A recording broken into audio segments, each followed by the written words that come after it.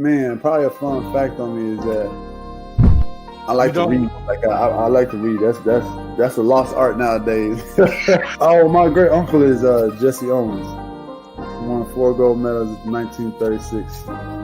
I always want to leave people with this, man, to all the viewers and everybody out there, man. Make sure you guys finish your story. Make sure you guys finish your journey because somebody's going to need it. Yeah. All you got to do is push the back button. That's all you got to do is push the back signal. Try not to think about the future too much so you can maximize the now. Who's your favorite rap artist? Man, to be honest, it's crazy. Tupac always been my number one, right? Like he got me through so much stuff, but Lil Wayne has been in the modern day. I said, what does it really take? What does it really take to be great, Drew? And he looked at me and he was like, you really want to know? And he was like, to be honest, everything you did to get here, you need to be consistent times 10.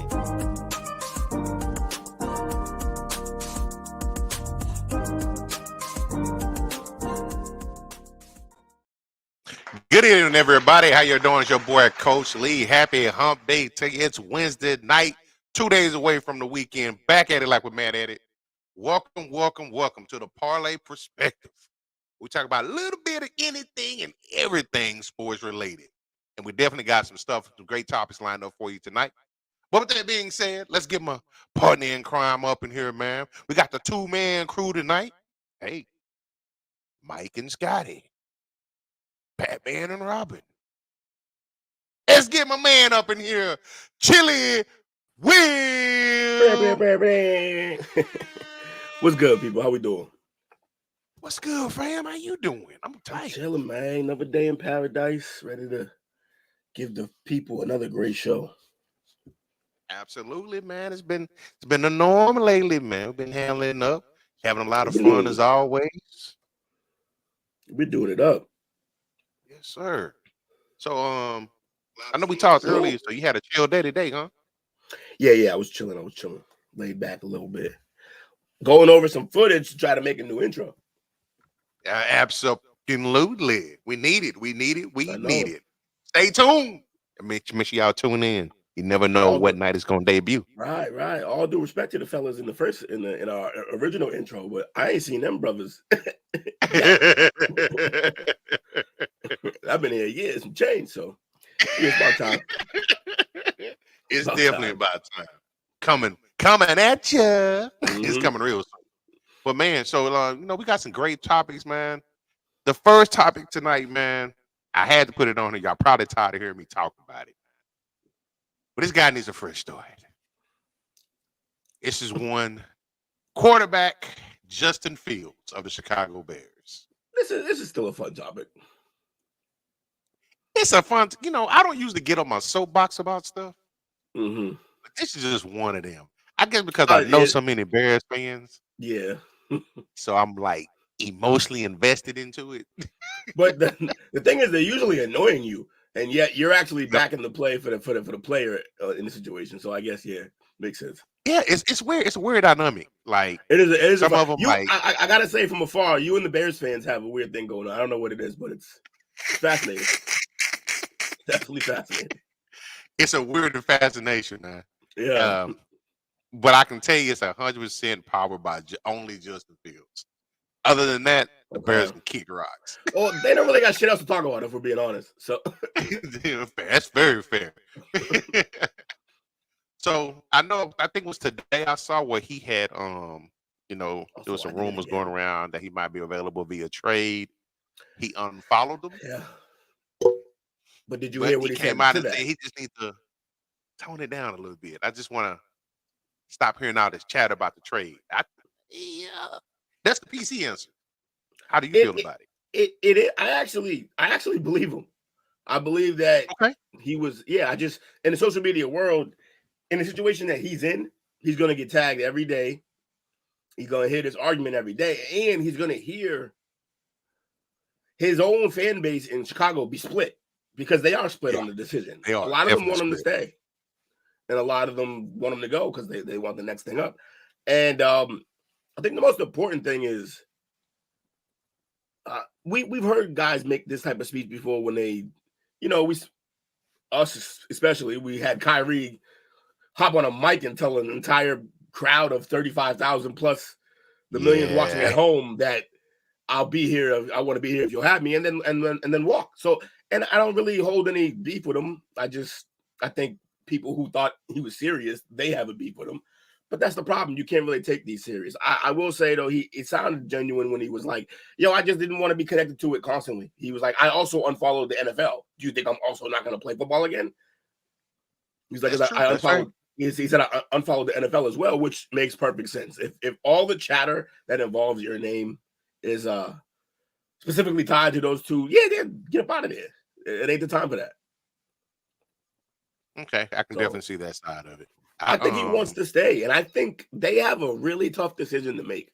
I've been saying this since the moment we knew what the situation was going to be, that this decision isn't as easy as everyone seems to think it's going to be. It is a difficult decision. You're either giving up on a guy who has an immense amount of talent for a guy that also talented, but we don't know what he is on an NFL level. At least we know the clear things Justin needs to fix, and then he can still be a good player.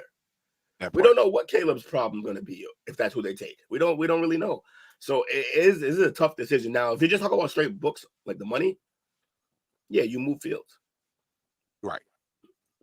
Let me ask you this. I think my biggest part of why I'm pro Fields in this particular scenario is, did they really put him in a position to succeed? My argument has always been, you say he can't do it. We've seen what he's had to work with. And you're essentially about to bring another guy here basically in the same damn thing.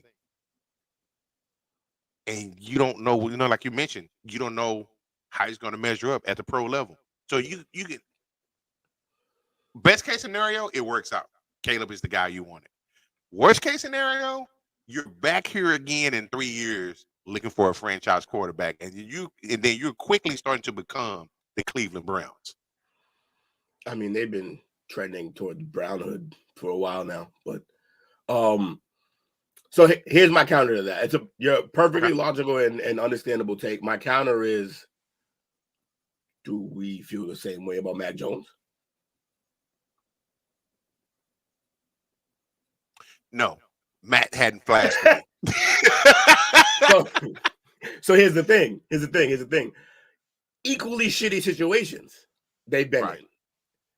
Equally almost being sabotaged by their front office. The man had I can't believe I'm doing this. This is Jake's byline, but the man had a Pro Bowl rookie season. And then they hired a defensive coordinator to call his plays. So, and then they hired a guy who no one likes in O'Brien to call his plays. So, and I don't want to defend Mac. I need to be consistent. If I'm not going to give Mac a chance, or if I'm saying I've seen enough, Mac's done. I kind of seen a lot from Justin that says he needs work.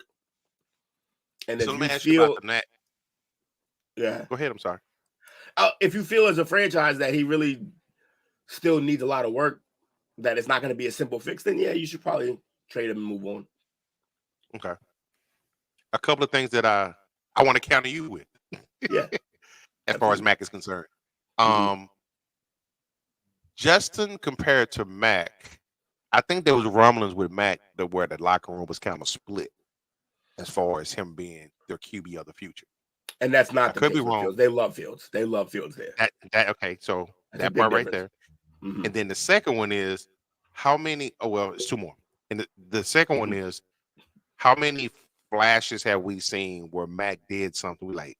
Oh shit, that was it. He got something there. Very, very little. Yeah, some though.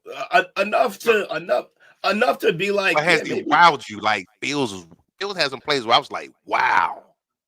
He didn't wow us, but also you got to understand the nature of the building he's in, playing in, because Brady didn't wow us out the gate either. It was a very, it's more about. He's methodical. Yeah, it's more about what you don't do in New England as opposed to what you do. Eventually, what you do is important, yes, but number one thing is what you don't do is turn the ball over, which Mac has done a bunch of. Like, so I understand. All I'm saying is if the Bears keep the number one pick, they're getting a QB. Yeah, they probably are. Yeah, you're probably right about that. Because if you're not going to take a quarterback, you could probably move back 3 spots and still get Marvin Harrison at this rate. Because now it's looking like it is a lock that the Commanders take a quarterback. And it's also a lock that if we trade out of the 3rd pick as the Patriots, it's going to be to somebody who wants to draft the quarterback. So them first 3 Harrison picks not making it past 4. I don't think he's making it past 4, but he could easily not be in the top 3. Yes, absolutely. So if I'm the Bears and I don't want a quarterback, then I could slide back to 4. Okay. If and then my last thing, that. I said it was 3 in comparing those 2. Mm-hmm. The last one is when it comes to Matt Jones. Has he had a hell of a rookie season.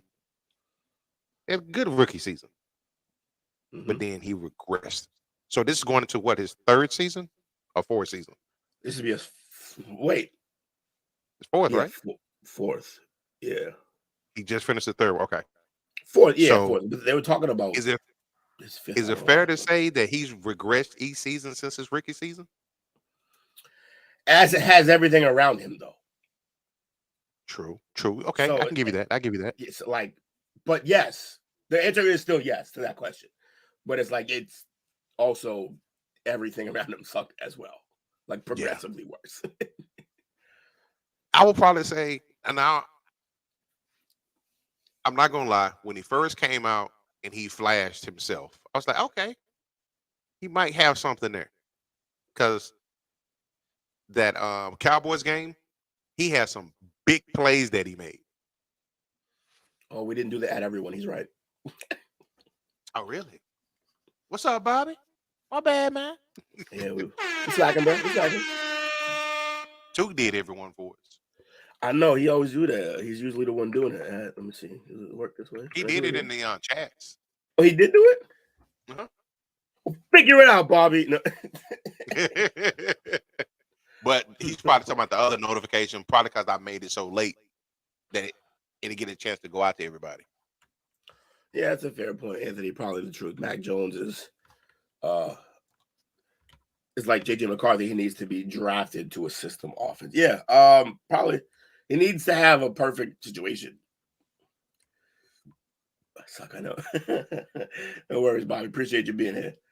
Let me ask you this: could Mac Jones, will he be successful in San Fran's offense? Just hypothetical. Not right away. He's got a lot to learn. The thing that worries me the most is about his regression is he regressed to a place of turnovers, which is like you could regress in reading coverages, you could regress in accuracy, but my man had just started throwing whole amounts of picks that we just could, like at the worst times too. Like I just don't understand.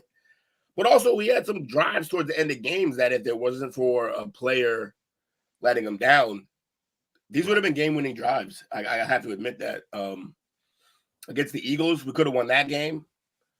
I believe the Jets was another. Oh, I think we beat the Jets. There's a couple games this year that we had a chance to win, and he did the right things. He got us in position. Now, all year, my argument was, yeah, but he put us in the position to be losing, which is partly true.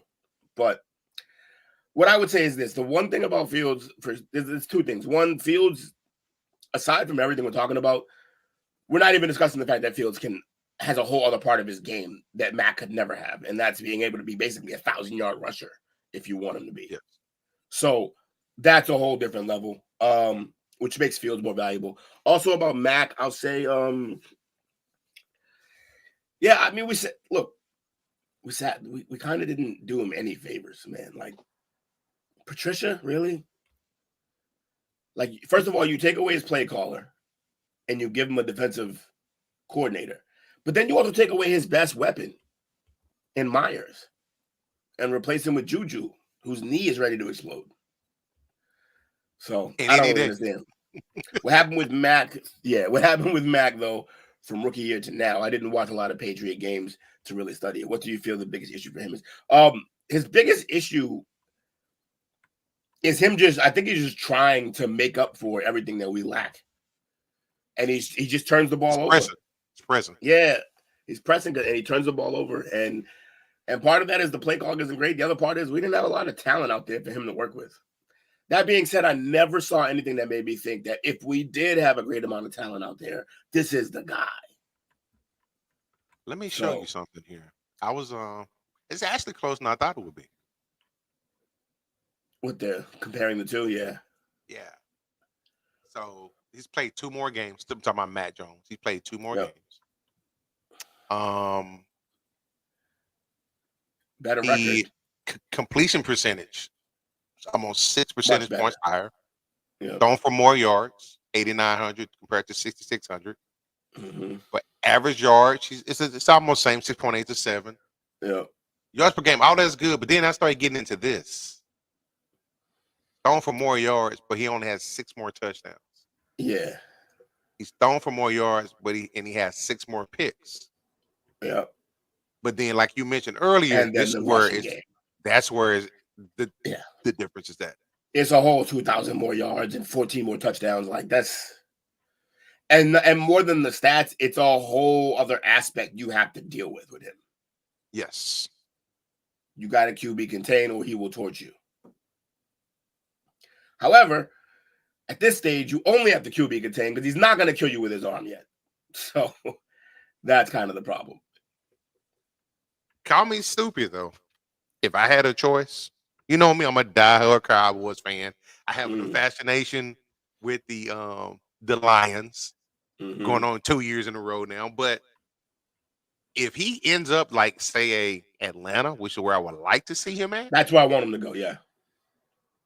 That can be made for TV, man. Oh, no, that's box office. That division? That's box office. Yeah, no, there's box office. Because that's a track meet, that team then, because they're all athletic as shit. They're all really big players, like 6'6" Pitts, 6'5" Drake London. I mean, those are key pieces. Mac Hollins, I even like at 6'4".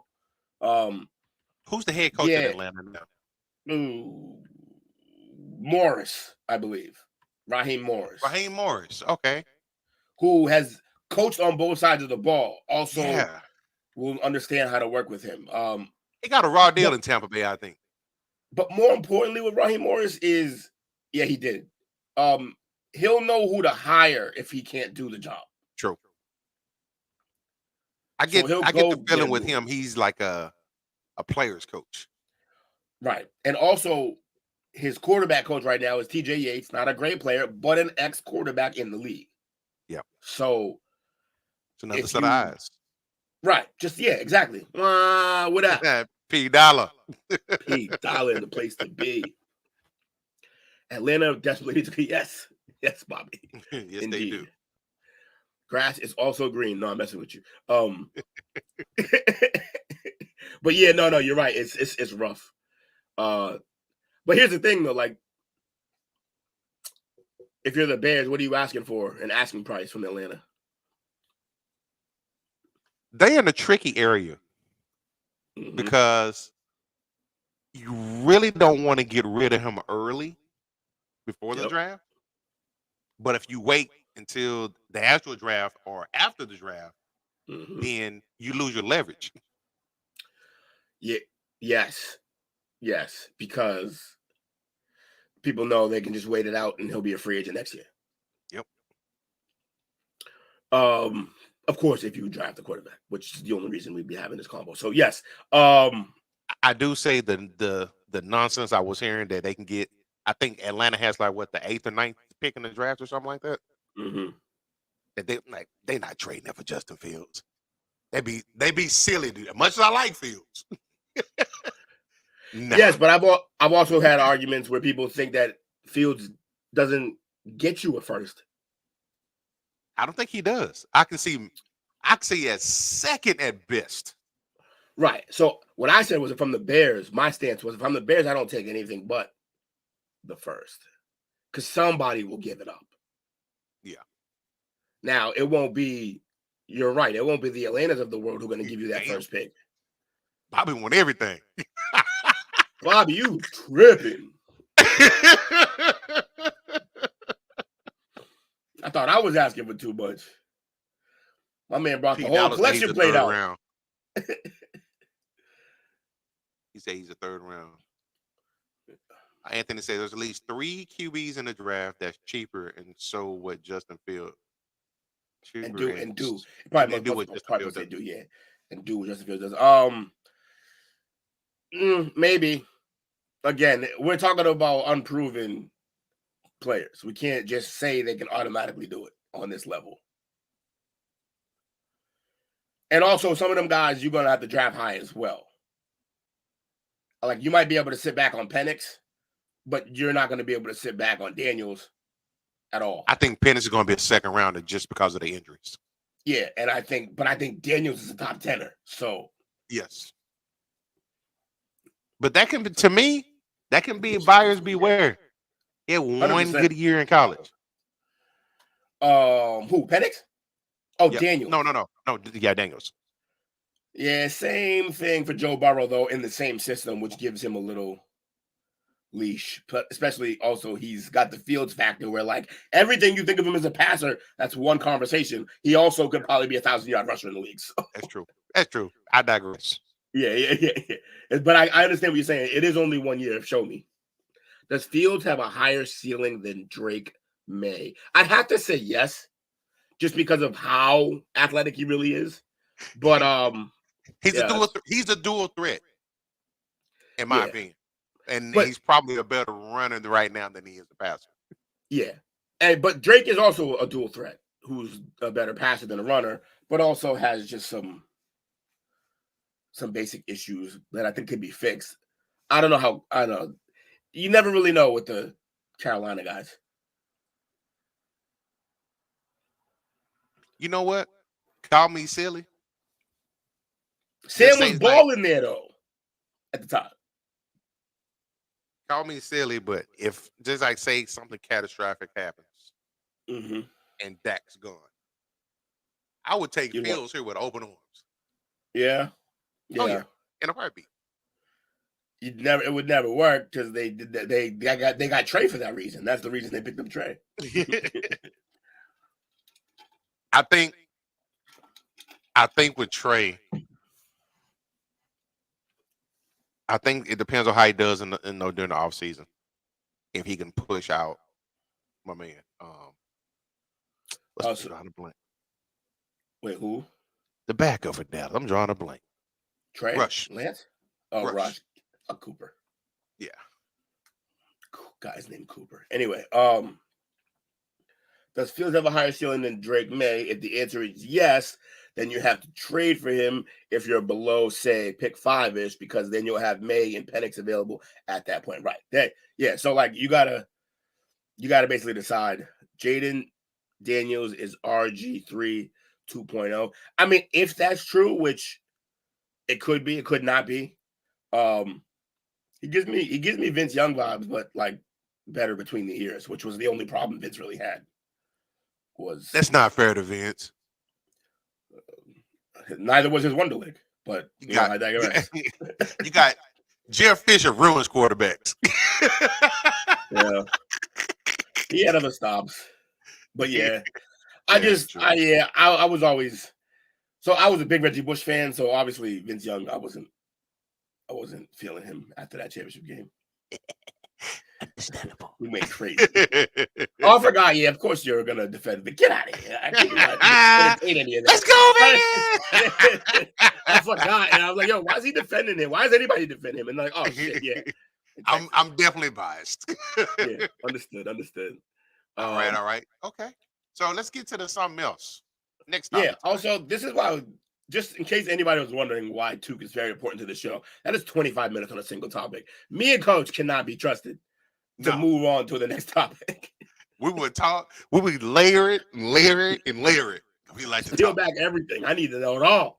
We are the byproduct. I mean, we are the influence for what you guys love every Tuesday night on the Chop Up. Yeah, this is why it happens because it's a problem. It's an absolute problem.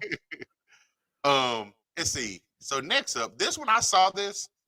I don't like to get in these topics, but I figured, yeah, it's a headline maybe. And what are the optics? So right now, TMZ topic. it kind of sorta. It's cool. It's saying that the NFL has taken 2 steps forward but 1 step back. And with that being said, because as of right now, the NFL will have 0 non-white offensive coordinators. And I didn't realize that. I guess Bieniemy was he the only one last year? Or maybe they all just got moved on from there. I don't know. Yeah. This is always a fascinating conversation. It is. It is. But it seems like we just don't ever get answers. We don't never get answers. And I think it's in the eye of the beholder. Mm-hmm. That's true. Because I'm like, let me see. How many black head coaches do we have now? Well, that's the thing. It was a record amount this year. I'm pretty sure. Yeah. So I'm like, that's headline porn. So you think, but you still don't give the head of your team to somebody you don't trust or that you don't think can do the job, right? Do you? Right. No, you don't. Oh, so you're saying the headline porn is this story now? This one. Okay. Trying to make it seem like it's an issue, but it's really not an issue. I don't think. Yeah. So I thought you were going down conspiracy lane, saying that they only hire the black coaches. They only hire the black coaches and head coaches to shut everybody up. Is where I thought you were going. And but no, I like where you were going better because the other argument's annoying. It's boring. Because you can't really do anything with it. Like, all right, cool. That's how you feel. I don't really know what to tell you. It's 300 years of oppression. I'm not going to argue with it. Like, and like to your point, it was a record year. There are 9 minority head coaches. Mm-hmm. And like what, 4? I think 4 or 5 of them were in the playoffs. Yeah, I thought. Yeah.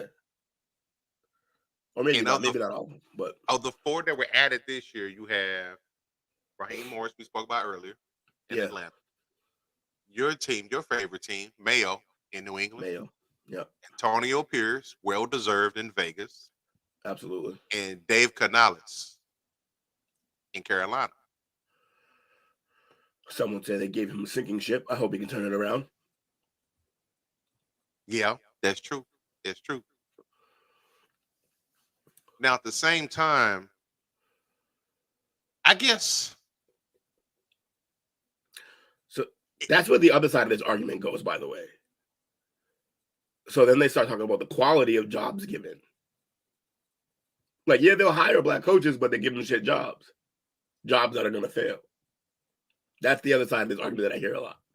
Right. I don't know that it's not true, but I can't really prove it either. So I kind of stay away from those. If you can't prove it in any direction, what are we doing? Well, of the coaches, of the black coaches, who are they? Do you have a list of them? I can pull it up if you don't. Go ahead and pull it up, and I'm pulling up something else. I bet. That's what happens. You let 2 nerds run the show. This is a moment in the show where we're both just Googling shit.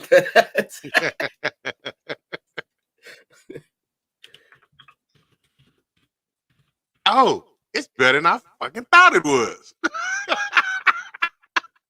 What? Wow. Let me see. I'm interested in what you Googled. So we're talking about your head coach being, they're putting your team in the hands of a minority head coach.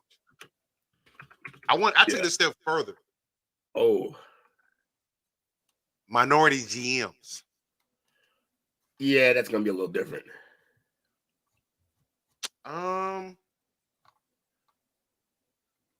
There are 8 in the NFL.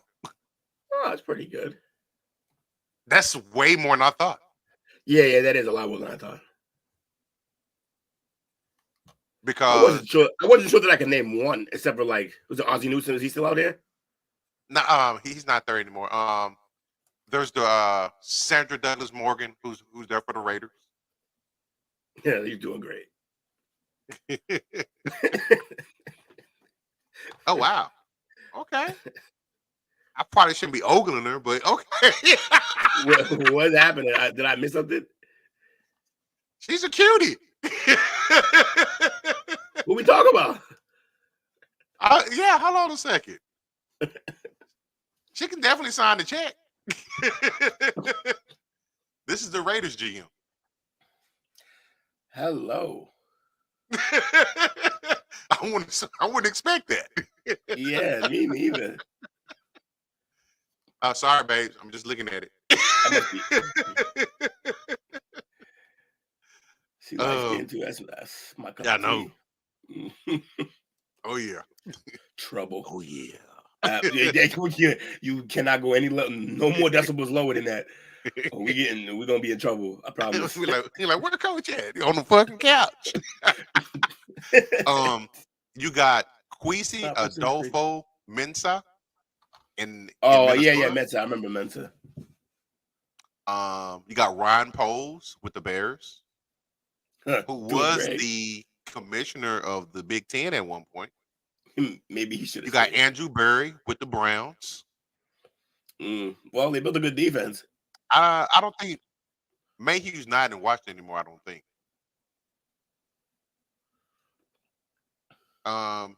Chris Greer is with the Dolphins. She's why Bobby's like, she's why Dominic's a Raiders fan. Yeah, probably. No bullshit. You got Brad Holmes with the Lions.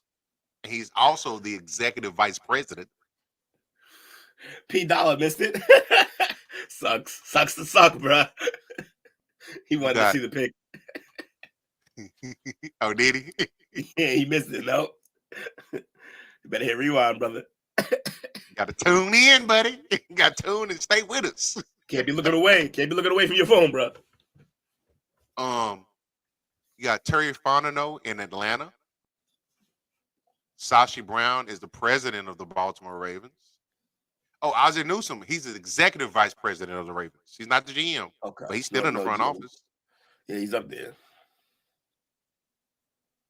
I'm guessing they run most shit through him. That's quite a bit.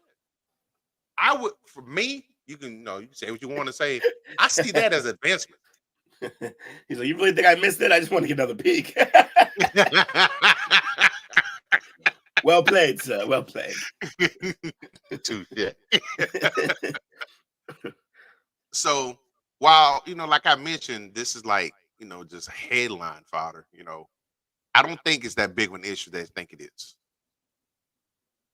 Because you got to look at your head coaches, you got to look at your GMs we just went over, you got to look at your starting quarterbacks, you got to look at the quarterbacks that are coming in. Yeah, it's not where basketball is, NBA, but it's trending in that direction. And now you got Magic Johnson in Washington as a minority owner. I'm trying to think. It was somebody else that was trying to purchase the Broncos when they were available. It was somebody else. Oh, who was another brother? I can't remember who it was. I forget. But opportunities out there, though. Yeah, they are. They are. At least it's definitely more now. I guess the conversation with this is it something that we should now forget? It's not a problem anymore. No, not at all. Not at all. Obviously, still keep an eye on it, but I don't think we got to worry. I think we're moving at least in the right direction. And progress is always a slow process. For me, it's progress when we get to a point where it's not even thought about anymore. Because it is so normal. Right. Like, I remember as a kid going through football drills and stuff like that and want to play quarterback and being shunned from doing that. I grew up in that era. We did other skill positions. Right. But I knew it was going to be a time once you started sending at the high school level when they went to the spread offenses, where it required more of a, not necessarily a athletic quarterback, but a quarterback that can get to his spots really fast, more up tempo type of thing, quick release. Yeah, it about 15 years ago, you started seeing everyone on every level put their best athlete at quarterback. That part, okay. You said it a lot better than I could have said it. That's exactly what I meant. Yeah, just so it stopped being, because it used to be those players went to receiver or running back or corner or safety. Yep. And then there was the era where we're still kind of in this era a little bit. It's partially still there, but there was an era where it was like all the best athletes they put on at the end. It's just like you had all these guys just flying off the edge, and we still have that. So now it's like the single best athlete you have is probably going to be at quarterback now. And yeah, I think that's a good thing. And again, this has always been viewed as a black and white thing. Now I think we're in a meritocracy now where you're back to the point where just the best guy is going to be there at the end of the day. Yeah, like if you the best guy is going to be at the position of importance, and that's I think how it should be. Couldn't agree more, brother. So we're doing better. It's not perfect yet, but that's not how things work. They don't just turn around in one day. What we can't keep doing is bringing up this topic for the sake of bringing up this topic because there ain't no news, which is what I think the article might have been doing. I just think it's a slow news week. Yeah. And because I think we're looking, I don't know. I just feel like if you're starting to make some good progress, but we're still kicking down the door of the old problem, we keep trying to revisit it. I'm not saying ignore it, but if you keep revisiting it almost makes it feel like to everyone. So is there not any progress being made at all? Are we not getting better at all? And I think that's dangerous to do, because if you make people who are trying to change feel like they're not at all making a difference, then they got to stop. No incentive. Which I did see during the Super Bowl when they do the media stuff. There was a particular reporter who he approached Roger Goodell like that. He was talking about as far as the not on the production side of it in the media section of the NFL, not seeing enough minorities. But then Roger had a rebuttal where he just started naming all these people in these positions. But you can see in his face as he's answering this, he's like, "Are you shitting me?" type look. Yeah, what the fuck are we doing all this work for? It's like I'm busting my ass trying to make this happen, even if we're only trying to make it happen to appease people or pander. I'm still trying to do the thing, and you're not even acting like it's happening at all. So that's dangerous. I got three things for you, and then we'll move on from here. Yeah, I'll stay. We're 40 minutes in on two topics. I know, right? I know, right? We just read off all these GMs and executives, which not even 10 years ago you wouldn't have seen anything like that. Nope, not that much. We're looking at the GMs who runs all aspects of a team, from talent evaluation to ticket sales to uniform. He runs the entire. So our owner is turning over his baby, over to this one individual to run it. So that's progress to me. And then the last one is probably the one guy who's kind of, I think at times, unfairly portrayed as the good old boy of the NFL, one Jerry Wayne Jones. He don't have a black GM, but his third in charge behind him and Steven is Will McClay. Yeah. Who every time people come sniffing around to try to get him the GM title, he pays him, like he chases them off with a stick and pays him more. He's insane about McClay. He pays him. So let's be careful. I'm not saying don't take the blinders off. Yeah. But how about when we do see it, it's being celebrated more and seen as an accomplishment versus to make it to the point where it becomes the norm for us. Like, he got there because he's the best qualified, not because the Rooney Rule or they got to fill a quota. I know the Rooney's are like, son of a bitch. We thought we were doing the right thing, and this ended up working out that people thought it's a bad rule. Like, what? Well, San Francisco got in some trouble. Well, no, I take it back. They didn't get in trouble. Other teams got pissed at San Francisco because I think it was 2021 or 22. The NFL implemented a policy to where if you hire more minorities within your organization, you get additional draft picks. Yeah, we talked about this off camera. And they clean up on. I mean, I didn't realize it. I want to say maybe this year or last year. I think. Anyways, this year or last year, they had 3 additional third-round picks. Compensatory picks. They got them for doing the right thing, but I was just like, why are they the only one doing this? This shit's wild. So yeah. 40 minutes. That's long enough. Yeah.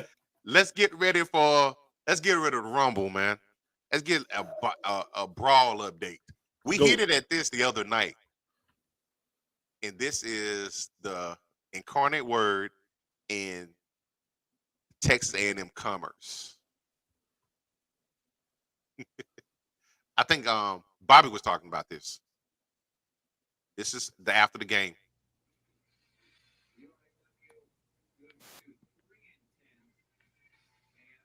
No, squabbles. No, your mother. No, your mother.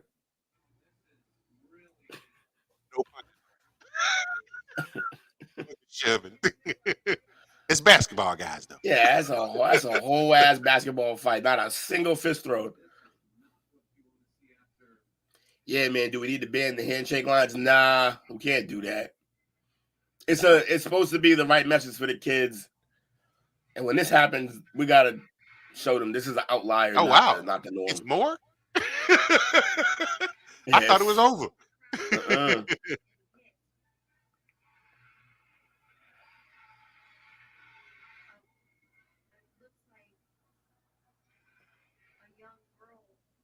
Oh, he ran that girl over. Yeah, it's a whole lot of madness.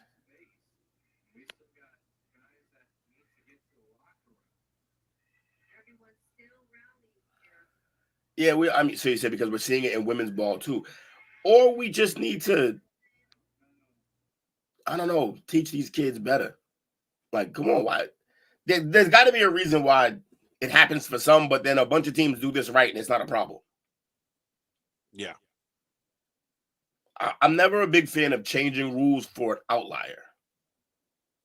Reactionary stuff. Yeah, knee-jerk stuff. That doesn't mean I'm right.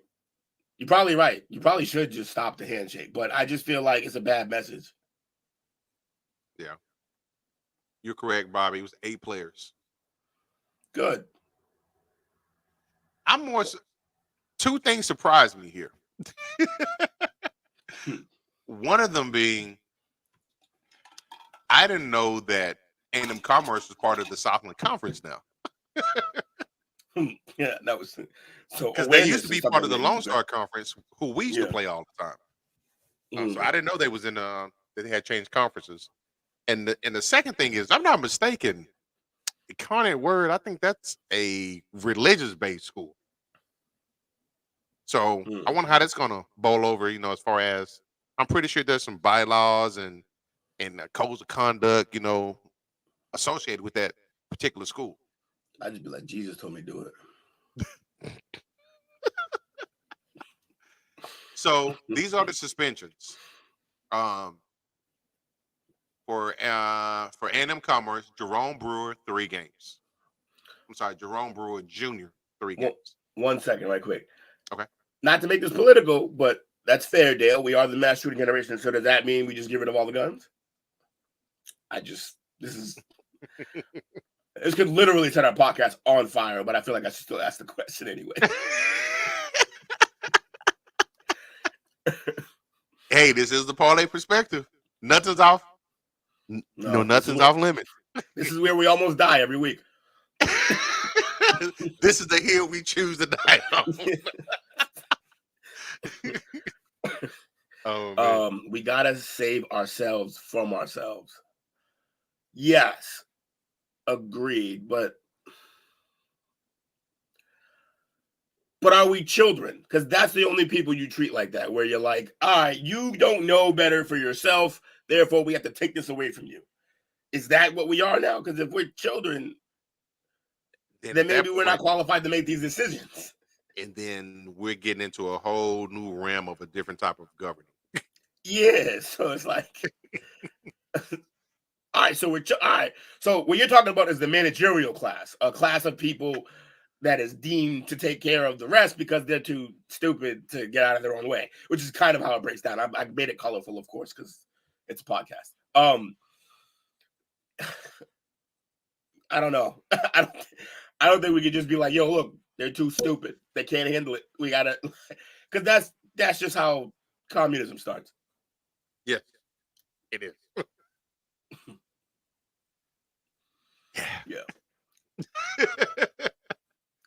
What's the famous quote? Democracy is the worst version of government, aside from all the other versions.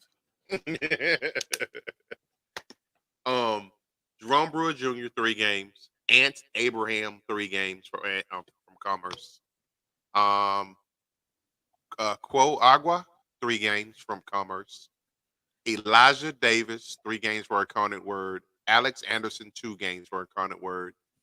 Gabe Benny Till 2 games for Incarnate Word. Marcus Glover 2 games for Incarnate Word, and Prince Davies 1 game for A&M-Commerce. Huh. So those are the suspicions that they handed out, and they are in effect effective immediately. Now the crazy thing about it is both teams are at near the bottom of the conference standings. Right. Commerce is in 8th place with a 10-17 record, 4-10 in the conference. Which might be the real reason this all happened. You have 2 frustrated bum ass teams. That's what I'm starting to see. Incarnate Word 8-18 or 3-10 in the conference. We played Commerce Saturday, UIW Monday. I'm glad the games are happening. I thought for a minute it would be full team suspensions. Yeah, that would have been wild. They're both terrible programs. Sounds like you really feel, Bobby. Who's this? Mass Shooter Generation. What's Dub range? Is that I always thought date of birth range is that, I think. Oh, day of birth range is that. I always thought if I grew up in the you people era. You know who that is. That's your brother. Got it. Minute I saw it, I'm like, that's pretty funny. That's gotta be him. But yeah, so I don't think that we should get rid of the post-game handshakes. I think this is a one-off situation. No, the last time we had something even similar to this, as far as being egregious, was what? The Gary Blunt? Oh, yeah. To this, I still want to know what the dude said to him to get the reaction. Yeah, he said something. Whatever it was. Your mother. He just teed off on him. Yeah, they're both terrible programs. I agree. But yeah. So, yeah. That's that. Now, this is the one. I'm sorry. Go ahead, brother. Real quick. You know what you could probably do? I don't know how you would go about this, because you could just make burner accounts. But you'd probably have less of these fights at the end of game lines if you restricted social media use for your players. I think a lot of that comes from that. Yeah. Because you're talking shit well before the game comes and everyone sees it. They're all in the same community. Mm-hmm. A few chat rooms that I'm in right now are all ball players from Boston growing up throughout the years. And they don't stop going at each other. It's hilarious. Appreciate the Southland Conference time. It's a league I follow most. This is why I love y'all. So we do, Bobby. Appreciate you, bro. Absolutely. He found his mama OnlyFans. But while that's hilarious as usual from you, it's also very insightful, because yes, that's a thing. That very much happens. I am fucking, oh my God. I'm just happy I'm not in that era. Not just for the OnlyFans, but just like, I'm glad I didn't grow up in the social media era where my very beautiful mother all those years growing up definitely would have had at least some thirst trap pics out there that would have been a problem probably for me. So It was bro. It was bad enough. One of my closest friends, like growing up when I was younger, my man Sean, he's locked up right now. Hope he gets out soon. But this dude used to, whenever the parents would come in, he would always immediately try to make himself my mother's partner. It was hilarious. He was obsessed with my mom. It's mad funny, bro. We had one of those. We had a homeboy. His mom was a teacher. I mean, a police officer. Wore the tight police pants. And I used to feel bad because dudes be like, uniform. I'm gonna be your daddy. Problem. See what I'm saying? You're my Sean Chandler, you asshole. Get out of here. Oh shit. I used to tell people she was my big sister, not my mother. Yeah, tell us how tough it was having a hot mom. I'm telling you, bro, it was the problem. It was the problem. Oh shit. Y'all keep it rolling, bro. All right, so next up, passing the torch. You and I talked about this a little bit during the pre-show meeting. I'm excited about this. If you are a Tiger Woods fan, and I was telling you how we play, the PGA video game because of him. I was immense in Tiger, but since his injuries and all the stuff he's had, Tiger's kind of fizzled. Ain't no kind of, he's fizzled. You probably won't win any more majors, but the good news is Charlie Woods is on the way. If you don't know who Charlie Woods is, it's Tiger Woods' son. Doppelganger. His doppelganger, yeah. Yeah, and I feel like he cloned him. It seems so because he moves like him. He does everything just like him. Yeah. It's scary, bro. And just like his dad, he's a different type of golfer. For a kid his age, you can tell he works out on a regular basis. Mm-hmm. Tiger was kind of like one of the first golfers who did that. Came in brawling. So how excited are you? Because he's actually on Thursday, he will begin competing for the in pre-qualifying for the PGA Tour's the Classic in Palm Beach, formerly known as the Honda Classic. So even in his prime, I was never waiting for the next Tiger Woods event. I just wasn't into golf like that. Right. But I'm invested in what Charlie does. I might actually watch. I want to see.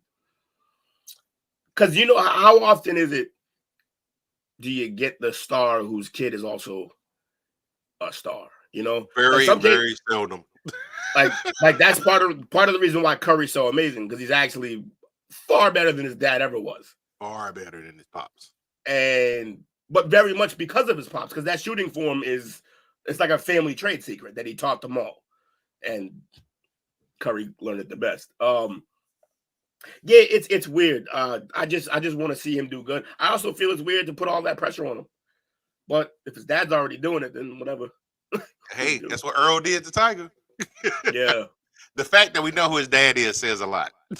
Yeah. But it also very much broke Tiger as a person. It made him a great athlete, but as a person, it broke him. It made him. That's why you could suddenly stop infidelity, and suddenly you can't golf anymore.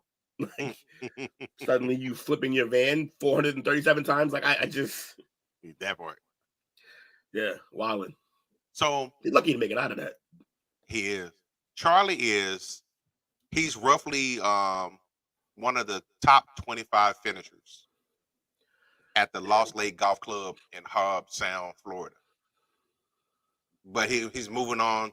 There's 4 players. 4 out of those 25 can earn a spot for the PGA National. All sounds cool, right? Yeah. He's only 15 years old. Right, that part. Kid's gonna be special. Yeah. That's pretty impressive, man. At 15, I was still playing video games and riding bikes. Yeah, I was still being awkward. What do you know about get in a hole, Tiger Woods? No. Get it on. Yeah. Him in that red shirt on Sundays. Yes, sir. So I'm a golf fan. I'm going to be watching this story to see how his career goes. As Tiger settles, Charlie's is on the rise. What if he does it? What if he smashes all of Dad's records? That'd be great. It would be great. You know what? I think Tiger would be more proud of that accomplishment, obviously, because that's his son. And Yeah. two, it sounded like and it seemed like he did it differently than he was reared in the game. It appears that he let it be Charlie's choice to do this. Yes, absolutely.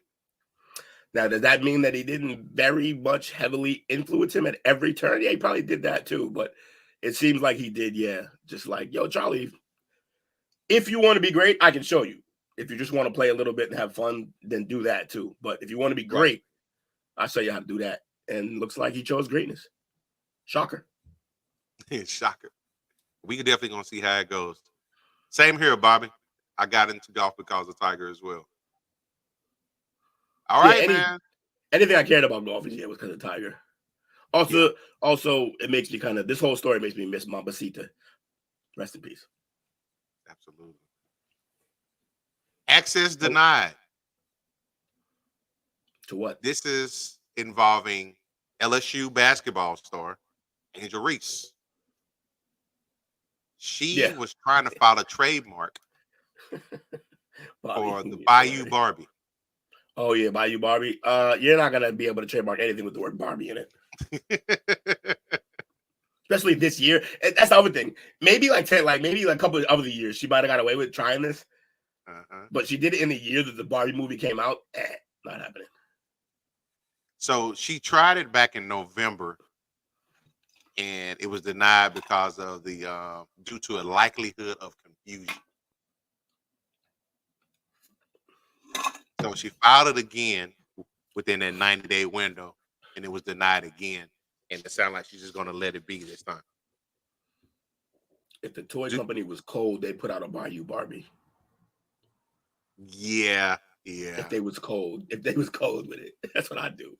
Oh, you want to play games? Have fun.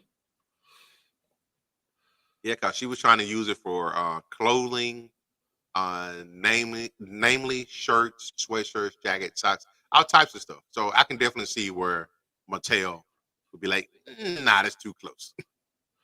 She should have went with Bayou Barbs. I wonder if she would have got away with that. Probably. Let me ask you this. Mm-hmm. She's been kind of quiet this year. I know there's a little bit of controversy at the beginning of the season. Do you think she's going to be able to regain that luster that she had last year, this time? It depends on which part of it you mean. If you mean almost that little run of media darling, then turned heel in front of everybody when she got after Caitlin Clark the way she did, she'll never peak like that again. That's the highest she's probably going to peak is probably that moment. But on the court, in terms of, she's still balling. Like, she had like a little down, a little slump there for a little bit, but she got back at it recently. I think she had a triple-double recently. Okay. She's and that team is stacked, so they're going to play late into March. And that's her platform. That was her platform that we met her on last year. Like, don't get me wrong. If you were following her team specifically, you would see her, 19 and 12, and she's fucking killing.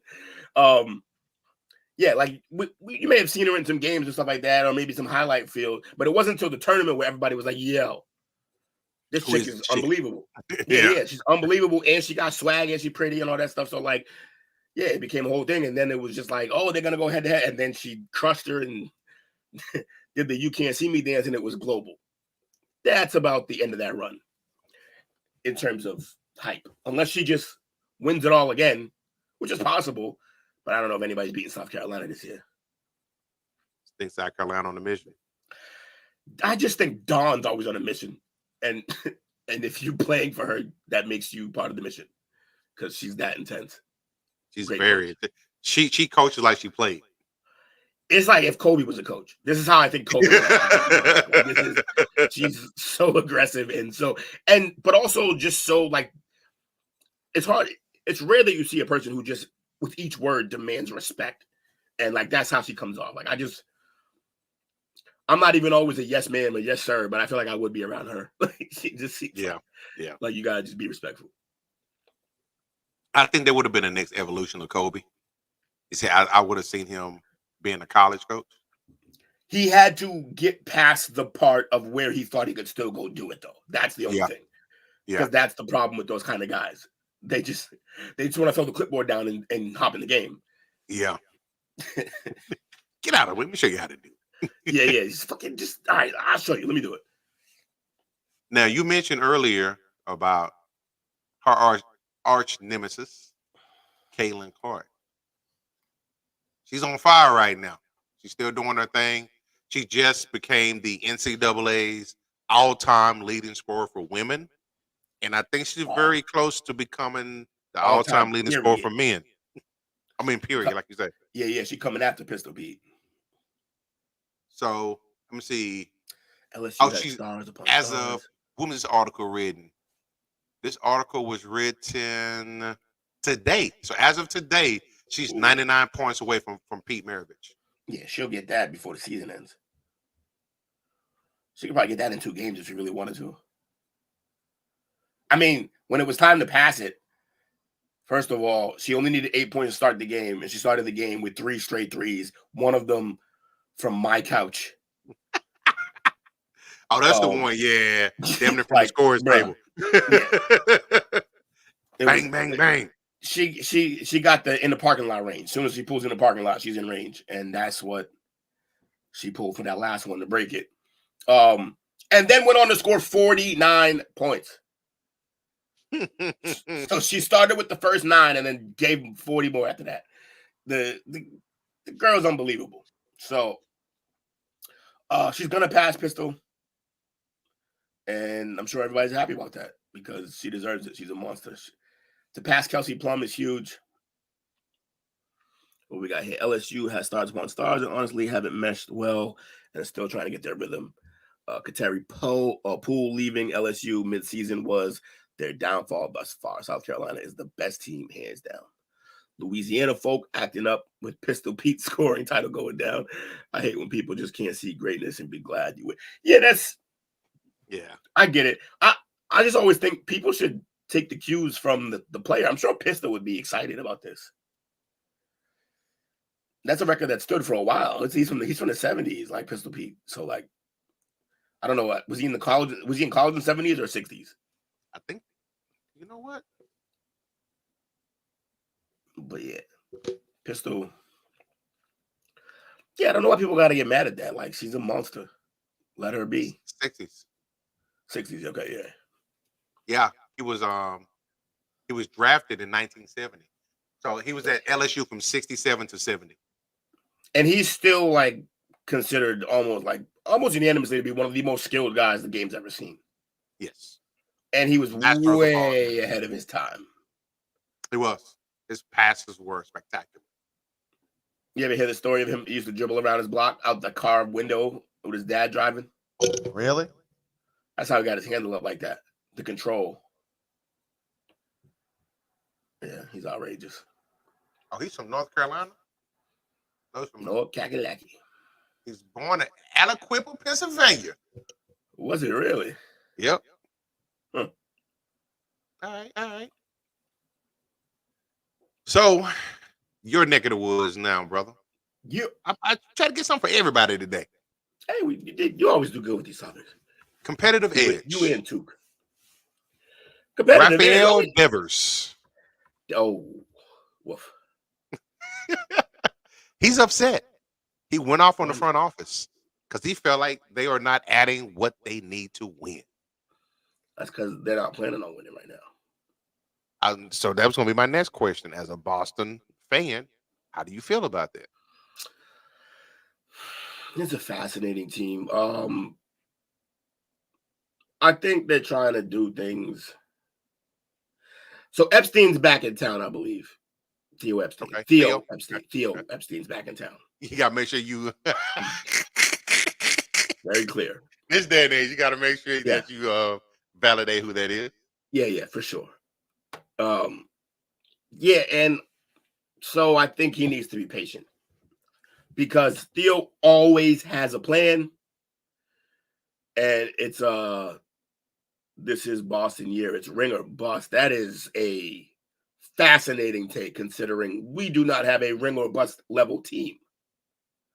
At all, really. I think we have a wild card playoffs team or bust. Well, at least you consider that. My Rangers aren't even figured to even make the playoffs this year. Which is weird because they just had a great run, and I don't see why they return a lot of the people back. And I don't see why they do a lot less considering they're probably gonna get their ace back this year. So yeah, that's a weird take. Look, the Sox have a lot of holes to fill, and it's not going to be filled in one offseason. And Devers, I understand him wanting to win now, especially because they traded all his friends. So, I understand. But Devers, you need to just calm down, bro. Just take it easy. You're still building. You still got young players on this team. Did he just get paid? Yeah, which is, like last year? I guess the minute he got paid is why he's panicking because he's like, now I decided to be here. Y'all ain't doing shit. My guy took. What up, brother? You know what I think made him feel kind of nervous is when the Orioles went and they added Corbin Burns. Yeah. And the Yankees went and got Juan Soto. Yeah, except that might just be a rental. That's true. That's probably a rental for them because he got one. He's this next year on his contract. Then he's hitting the market, and I'm sure the Yankees could probably scrounge up the dollars to pay him. But I think unless they show him in this 1 year rental, that they have a team that can win, he's probably gonna leave. So probably this is a Dodger like everyone else. He said everybody knows what we need. You know what we need, and they know what we need. It's just there's some things that I can't say out loud, but everybody that knows the organization and knows the game knows what we need. Oh, that makes way more sense, right, Anthony? Yeah.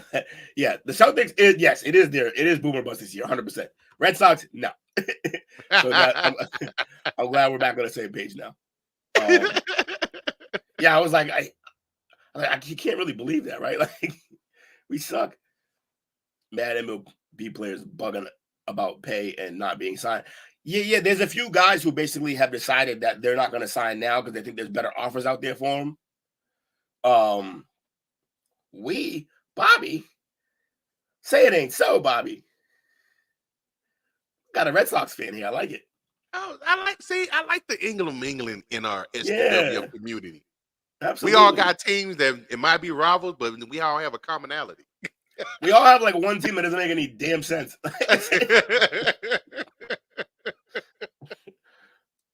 They got a lot to fix, man. They got a lot to fix. But I think with Theo back in town, I think we could all have. I love the Orioles roster right now. I would trade our entire Sox roster for y'all's easily.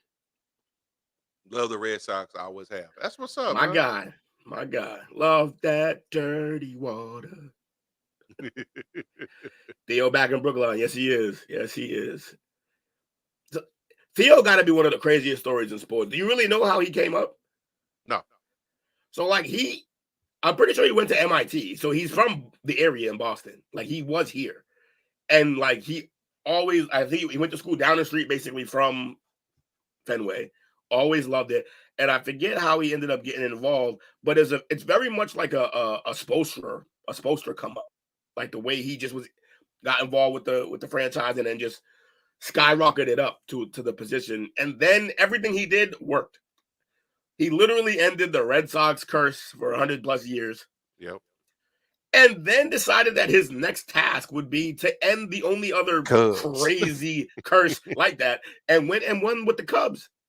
So he's in the hall on those two accomplishments alone.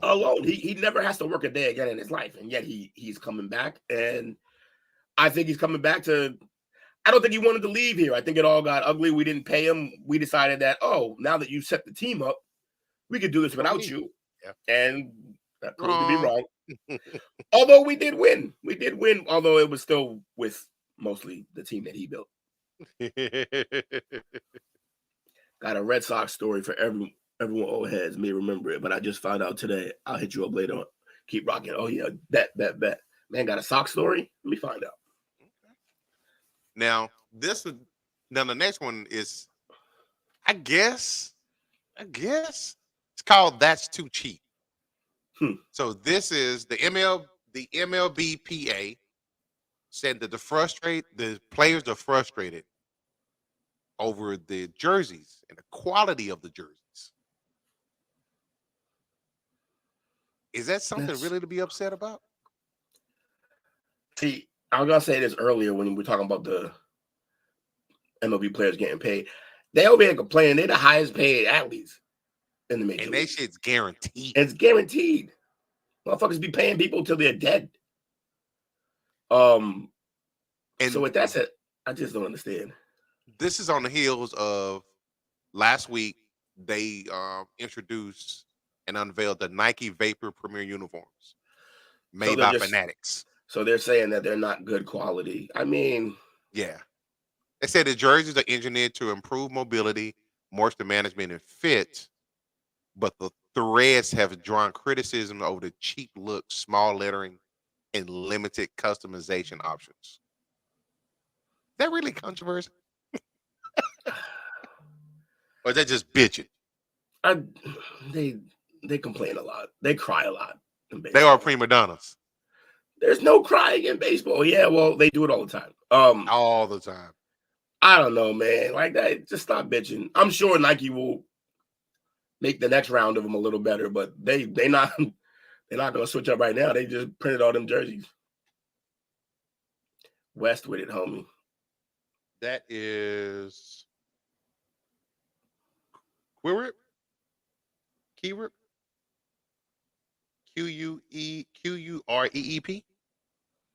I got nothing. Welcome to the show, bro. Absolutely, man. Appreciate the support. Also, what does West with it mean? Let us know. Educate us tonight. We always open to learn something new. What else we got, Coach? Socks. Fuck the socks until they get better. And we made it some good time. We spent 40 minutes on 2 topics. Yeah, we did. We got 3 topics left. Let's go. That's what we do. Yeah. This one's kind of fun. College football playoff updates. Everybody knows, and everybody should be excited. It expands to 12 teams this upcoming season. Well, it's been confirmed under the new 2024 format. They will have 5 spots exclusively for conference champions, which is what I've always said. I wish it kind of was to get a true representation of a national champion. Is if you win your conference, you should be in the big dance. Yeah, I agree. If you want to do a playoffs like that, playoffs. It went in my head, but I didn't want to be the one that did it. That's what I'm talking about. Bro, me and Lou be playing Madden, and it's the ultimate team, and there's a pack called playoffs, and whatever we fucking say it, we do it. It's just every time. Are you kidding me? Playoffs? We're just trying to win a game. Trying to win a game. Hold on. Before we get back, if you're listening, is Rob Van Dam still fighting, still wrestling? Is he on AEW that I have on my TV right now? I swear that's Rob Van Dam. He looks old, though. He should be. Anyway, just answer me later, too. Appreciate it. So, under the new one, as I said, it takes the 5 highest-ranked conference champions and 7 at-large bids. So, the 5 winners of their conference and then the next 7 best teams based on all the other criteria that we always bitch and complain about. That part. Okay. Yeah. Now, the good thing about it is they took a vote on it. You know my stance, though. This is not something that's not going to keep growing. This is the pacify us and shut us up. This shit it's like mushrooms. Like it's fungus. Before we know it, this will be a 64-team tournament. That's a lot of football. That's too much football. Yeah. Yeah. You probably don't need to have Ohio State playing Dunkin' Donuts University. Yeah, I don't need to see Youngstown State in unless they really earned it. Like. But so all right, I don't hate this. Let me digress and get back to it. I don't hate this. I think 5 at large with 7. I mean, five champions with 7 at large. Yeah, I like that. But it's just I love how people always think more playoffs will fix the problem. No, you're just gonna argue about 14 and 15. Yeah, who deserves to get in? Like it's all gonna happen. Like they did this year with the 4. Yeah. But you're never going to be satisfied. And I think this year they got it right. I really do. The 5+7 arrangement ensures that at least one group of the 5 team reaches the playoff in any given season. Now, under the new format, the playoff will grant a first round bye. Yeah, I was going to ask this. To the 4 highest ranked conference championships, while teams ranked number 5 through 12 will meet at home venue of the higher ranked team. It kind of seems like they try to massage it and get it together. Right, Bobby. Tell them. Coach, this is about to be the first year you can do this with us. But, yeah, this is the thing. When it's 6 SEC teams, people will still whine 100%. Let's go. Man, don't get me started. that was like the thing that I always hated I'm a part of. Let's do this. Let's do this. I'm part of the coach. Yeah.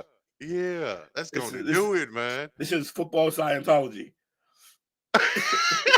Yeah, you're very in. Close to it. It's not far, bro. Behave very much the same. Now, from there, the quarterfinals and semifinals will be played in the New Year's 6 bowl game slate, and then the national championships will be held at neutral site. Huh. Okay. Sure. Which is everybody was always arguing about the bowl game. Well, the bowl games are still part of it. Yeah, but like I don't know that. All right, for example, like 15 years ago, I could have rattled off 10 to 15 current bowl games. I can't anymore. Yeah.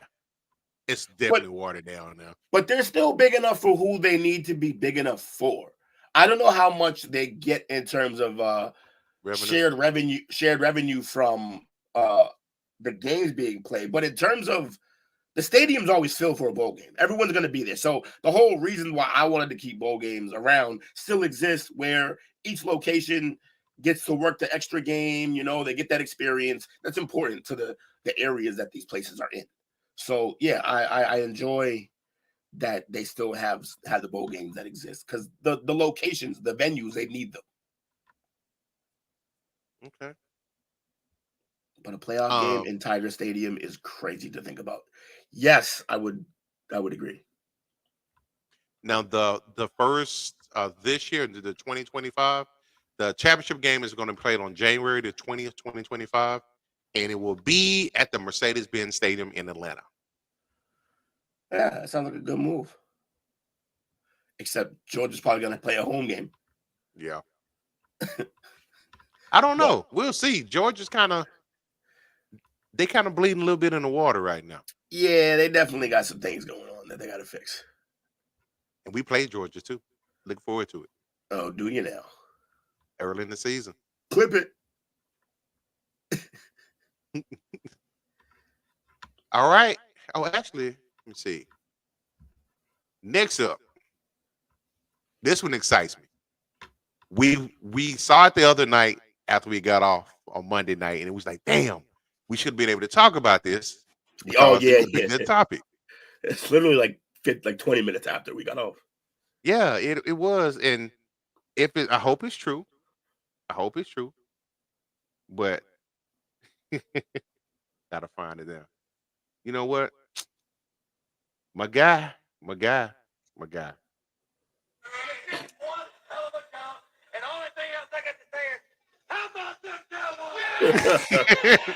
Get him out of there. Jimmy Johnson is back in the fold, not as a coach, but he's back as an advisor to Jerry. And evidently, since the Ring of Honor induction, they've been talking on the phone quite regularly. And matter of fact, after we got our asses busted, pause, by Green Bay in the playoff game, an hour after the game, Jerry was on the phone with Jimmy talking about what went wrong. So he's dating again. That's cute. They're dating again. I want to see if I can find this because I saw this. When I saw it at first, I like, he just pumped up. But when I saw it again last night, I was like, oh, that is right. So this right here it is. Let me find it. Bear with me a little bit. I hope we don't get flagged. I hope we don't get flagged. You think we get flagged if I play this? Nah, I mean, let's be clear, you're asking the wrong guy, but I would get us flagged, but I think we should be good. Would say now on television. Oh, this. I'll just say this. Every single one of you, you know how hard we've worked. I don't need to have people pointing the fingers one thing or another. You get your rear end in there and you play the way you know how to play. We can win the game. We're going to open it up. We're going to go fast tempo. Defense, get after Jordan Love. You can't give him that much time. You do what you're supposed to do, we'll win this game. All right. Exactly. Through the wall. So I want to point something out. Two things, first of all. One, I saw an interview with Troy Aikman where he said that this is the most fired up he's seen Jimmy since he left the Cowboys. He said this is how he was during his tenure there. And he says that's who Jimmy is. That's the first thing. The second thing is, I hope you can see it on here.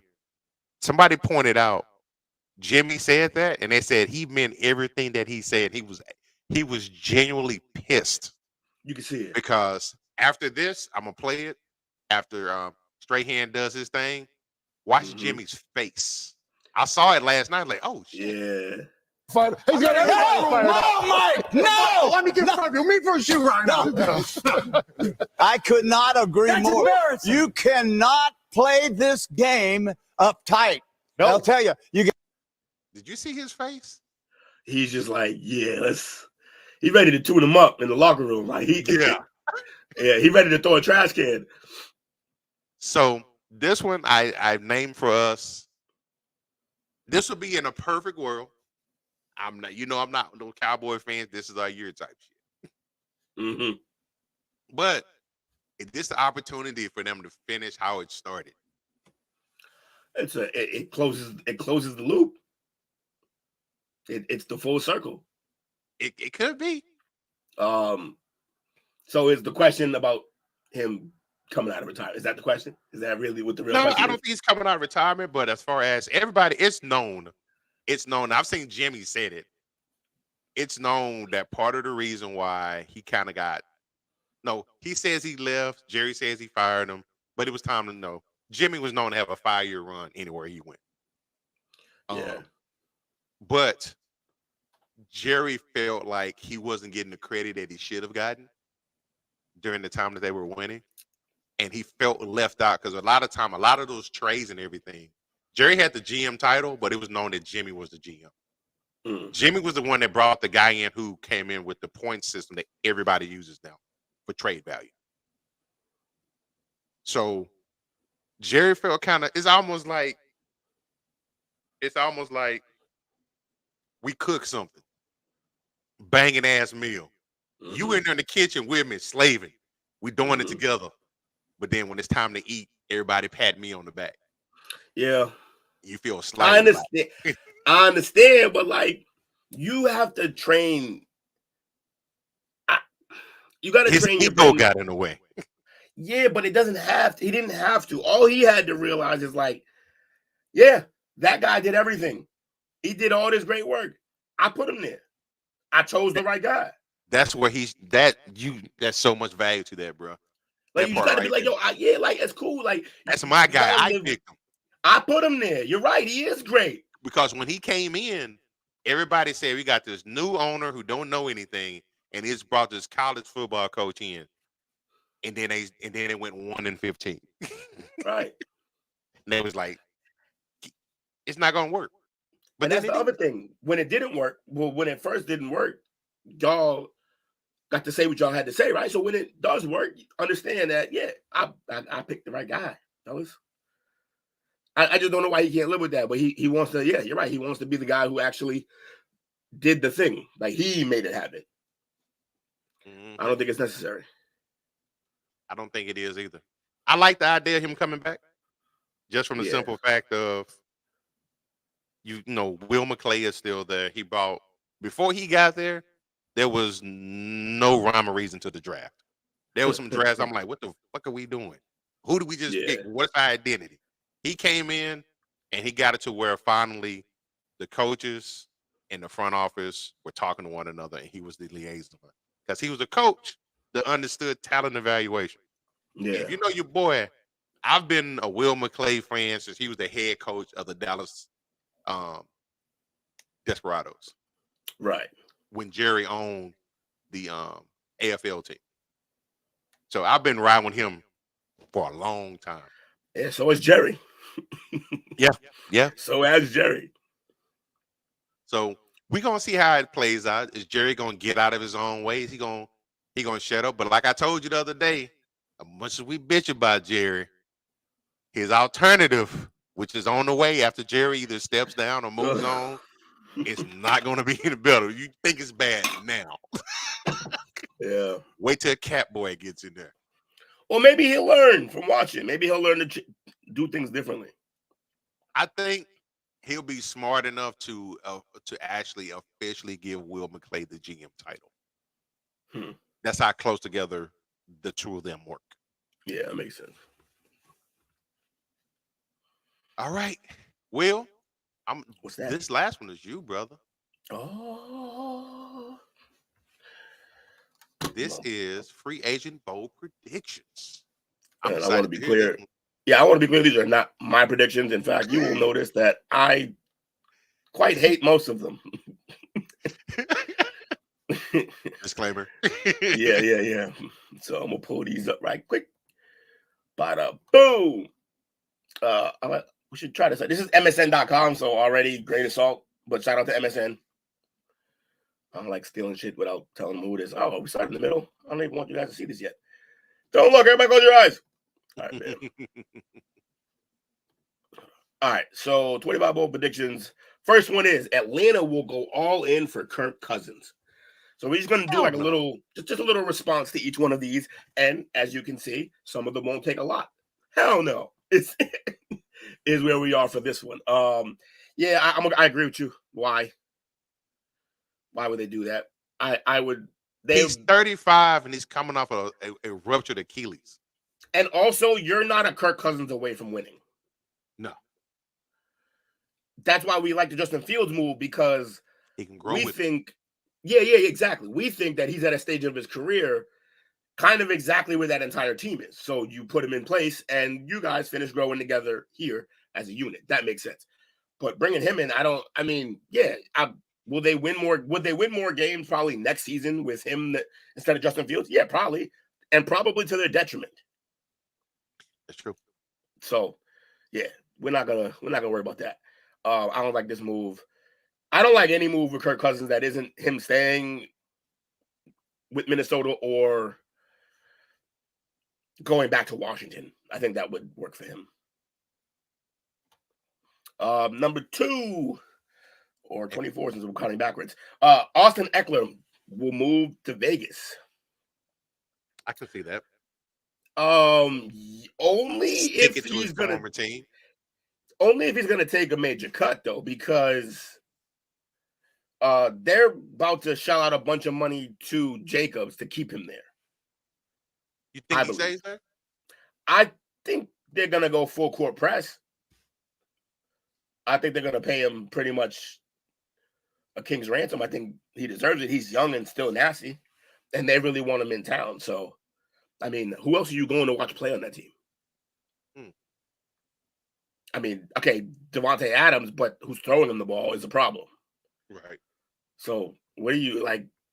we all just go in there and see Max Crosby get sacks that won't help his team win because they suck. Like, so they need to have something else. So do you think Eckler would take some kind of cut to be like a change of pace back? Because this would also extend his career. I don't think I've always said I don't think he had a long run as an every down back. I don't know that he ever really was an every down back outside of maybe one season. Right. So do you like this move, or do you think it's cost too much? You know what? I think I like the move because they're already moving on a quarterback. This day and age in offenses definitely got to have, a back that can catch out of the backfield. He's one of the best dual threat running backs in the league. Absolutely. And I think he can be a rookie quarterback's best friend, assuming they go with a rookie quarterback. Yeah.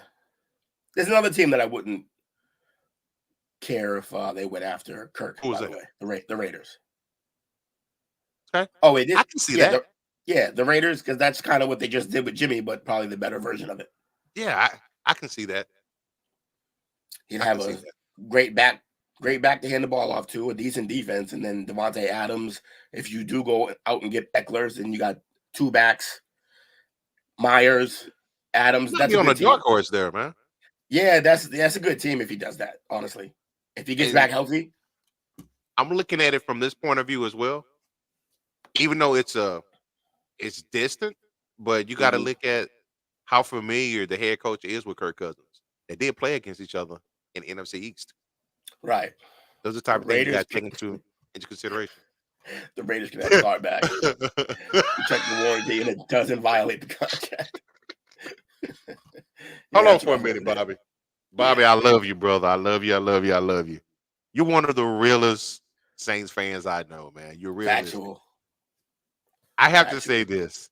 I saw the post today where they were talking about how Big Play Tay is going to make more money than I think it was what's my guy Kelsey in Kansas City, and I forgot who other player was. There's another Pro Bowl All Pro caliber player. He's counting like $17.8 million on that cap next year. Y'all remember me, Saints fans, when y'all was doing all that yip yapping? I was like, all that contract negotiation y'all was doing, you was kicking that can down the road. You got to pay that shit eventually. Yeah. And now that time is now. Y'all think it's bad now. And you know why I'm speaking on this like this? As a Cowboys fan, been there, done that. I seen bad contracts, aren't you? If you think you're lonely now. Ooh, yeah. Wait till tonight, girl. That's wild. Y'all got some bad contracts on y'all team. Yeah, they do. He's the hardest player to contract, though, because how do you pay him? What is he? Yeah.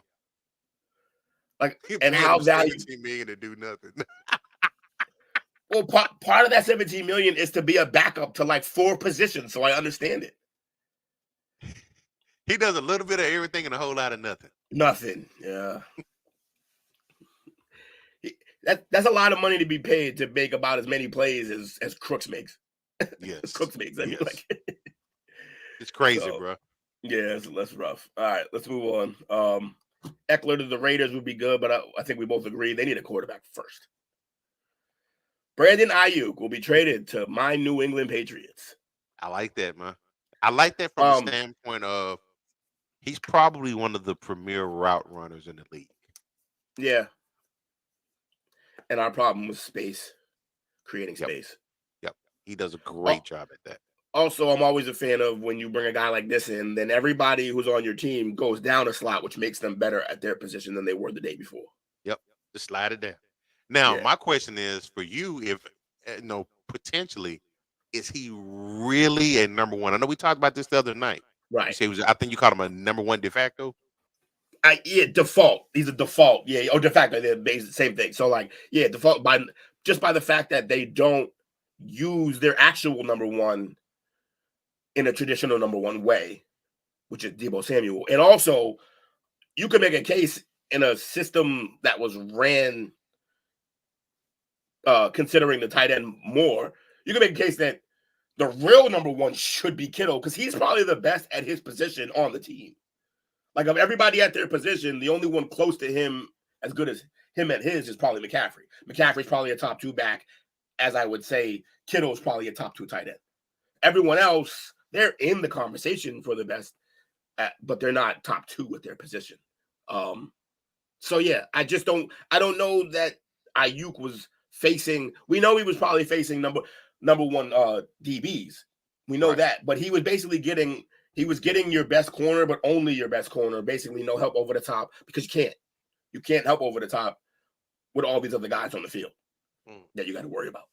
So when he comes to a place that isn't gonna scheme him to only be single covered, is he as good? Now, if he keeps running the routes the way he runs them, probably still gets open. Right. But then there's the other thing: who's throwing the ball to him? That's the only thing I really have a problem with this. It comes back to that. Yeah, it always comes back. Who's throwing him the rock? Yeah. So I wouldn't mind this move. Also, it also matters how much it costs because I'm not giving the third for him. That third pick, no. Nah. Because like I could just draft a receiver that I don't have to pay as much. Is he a restricted free agent or unrestricted? No, he's about to be unrestricted. They didn't sign him at the end, I'm pretty sure. He's still on a rookie contract, right? I believe, and I believe he just finished that last year. That's an option year. I think that was what he just finished. Gotcha. I could be wrong. You're gonna check, I assume. So, you know I am right now. Yeah. You know your brother so well, man. That's how we move. So yeah, I wouldn't mind having Ayuk on the team. I do not want it to cost our first round pick, and I don't know that I want to give him like the max you can give a receiver either, which is what he's probably going to be looking for. So I don't know, but we will see. Moving forward. No, so he just came off his 5th year. I was rookie. That's what. And the 5th year is the option year. So yeah, so he just finished that option year at the end of his rookie deal. So he wants the biggest bag possible. Yeah, because he made 2.2 million, 2.8 million, 3.4, 3.9, and this last year he got 14.1. Right. So he basically got the standard first round receiver deal. I believe they picked him in the first round, maybe second round. He's first 25th overall. 25th, right? So it was the back, yeah. So he got first round receiver money, and honestly, first couple years he didn't really earn it so much. It's true. In terms of, it's true. But like he has the rest of it, and he's gotten better every year. So yeah, he's gonna be a solid player. I wouldn't mind him here. Yeah, I don't know if they can give him that number 11 though. Julian gonna be crazy about that. That means out of his mind. Moving forward, the Commanders will add the other Josh Allen. I can see that. Really? I can see that with who the new coach is. Defense is going to be an emphasis for him. Oh, my really a lot on the D line. Yeah, the reason I said really is because I was like, so we don't think that the Jaguars are going to resign him. Depending on how much it's going to cost them. I think they're in a cap situation too. I don't know for sure, but I'm pretty sure I remember hearing somebody say that. As of right now, as of today, they got $17.2 million in cap space. And I wonder how many people they got to resign. He would be one of them. And it's probably going to be, they're probably not going to be able to. If they only have $17 million and he's one of the guys they got to sign, they're not going to be able to do that. So for them, wow, they got some decisions to make. That's what I was saying. Yeah. So I got him. They have Calvin Ridley is due up. He's an unrestricted free agent as well. Oh, that's a weird one because you want to keep a guy that good on your team, right? Except he didn't exactly play to the level you expected when you signed him. So I could see that deal. I could see them paying him less than people would expect. And him accepting that. They could probably bring Allen back, I'm thinking. Yeah. Oh, you think they can bring Allen back instead of then you don't bring back? I think they can keep both of them. Just look at it. Might be one of those things where it's back end loaded. Yeah, I was gonna say back. Yeah. Yeah. But I was blown away. I didn't even realize this guy was still in the freaking league. Who? Matt Barkley. Oh yeah, he roaming around being a backup near you. You mean future Mac Jones? Future Mac Jones. But yeah, Josh Allen to the Commanders would be big for them if they got that. So yeah. I don't know if they're gonna let him walk out though, because he started to be every bit of what they drafted him to be. Right. Denver will trade for Justin Fields. I don't like this. I don't see that. I mean, it'd be really weird to go out and trade a guy with similar traits, as Russ but younger and more athletic. I don't know. They got receivers there, but they're always hurt. They are always hurt. I don't want to spend time on it because I don't want them to go there. I want them to go to Atlanta. Yeah. Detroit will trade for Joey Bosa. That would be fascinating. Ooh. That's scary. Yeah. It's scary. I don't know that they still have enough around him on that defense to make it like you're just going to double the shit out of him. He's not going to be effective. No, well, remember on the other end, you got Oh yeah, that's true. Hutchinson. Yeah, that dude actually balled this year. Yeah, he just was moving people in ways that they shouldn't be able to be moved. And yeah, him and Hutch would tear it up. You're right. Then on the back end, you still got Gardner Johnson back there. I don't know if he's gonna stay. You don't think so? I think that was a 1-year deal. It was a show me deal. Oh, was it? I didn't know that. And it was just a torn pec. Yeah, it was a show me deal, and then he got hurt, which sucks. Oh, I didn't know that. This is like literally like if you're right. You exactly right. If you're gonna do a poster boy for why show me deals can be dangerous, it's this situation. You know what though? He's probably gonna try to just take a deal. It may not be the big money he wants up front, but it may have the years that he needs. Because he's been hurt the last 2 years. Well, would he get hurt at the end of the previous year? Because that was when he had a big season with the Saints and then Eagles. Yep. He balled out with the Eagles. Yeah, and then this year he went to Detroit, started off solid, then got hurt. Yeah, and then when he came back, I think he was solid too, but I don't know, it's rough.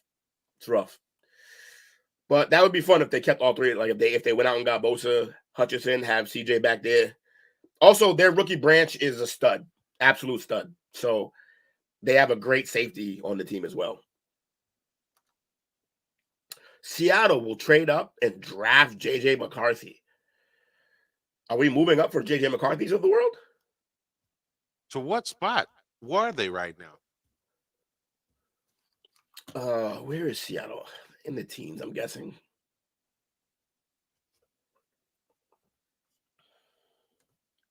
Oh, man. What? I don't know about that, bro. Trading up for him. Who's their coach right now? They're number 16. They're 16. Yep. Huh.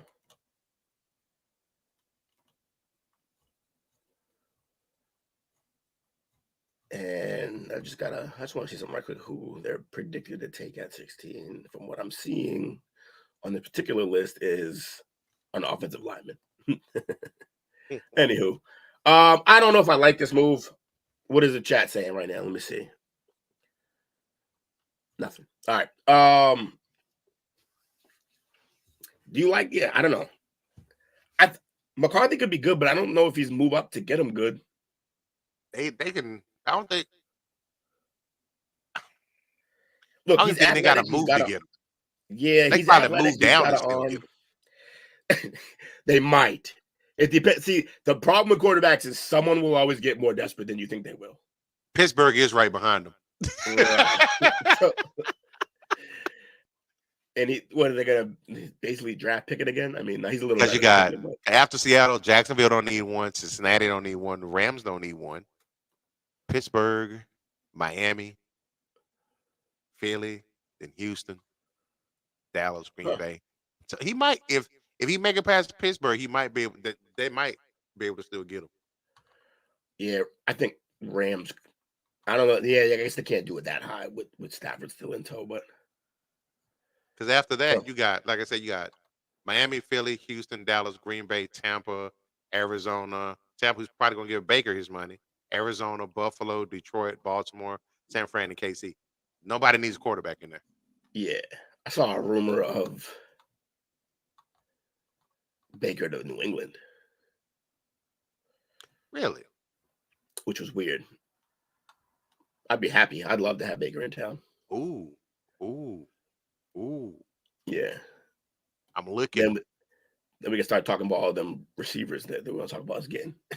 Seattle is probably going to have to take him at 16. Why is that? They don't have a second-round pick.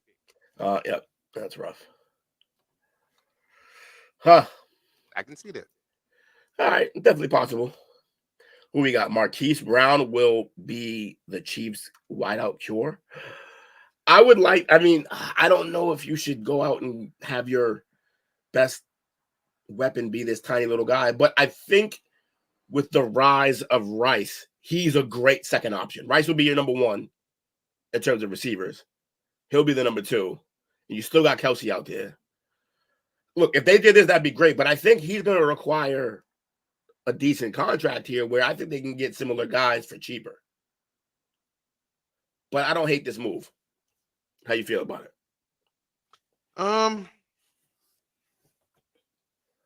He played a lot better with the Cardinals, even though he was already pretty good with the Ravens. He did. I think because he really hadn't had a really true opportunity to play with Murray, that it may still be their interest there to see what they can do together. And especially if, as predicted, that they be the ones to end up taking Harrison Jr. Then they really don't need him, yeah. I like that move. I just like you give that speed to Mahomes and also not just give the speed, but the time that Mahomes gives you as a receiver, that makes him extremely dangerous. He'd be great there.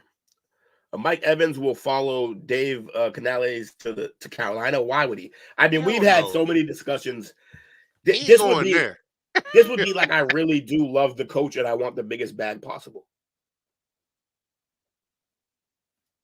That's it. Now, he'd be a great piece for the young.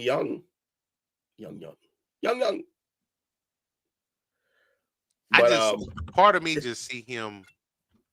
I don't think he's going to end up in Houston, especially when with the news that Tank is coming back. I can probably see him in Chicago. I can probably see him in Arizona.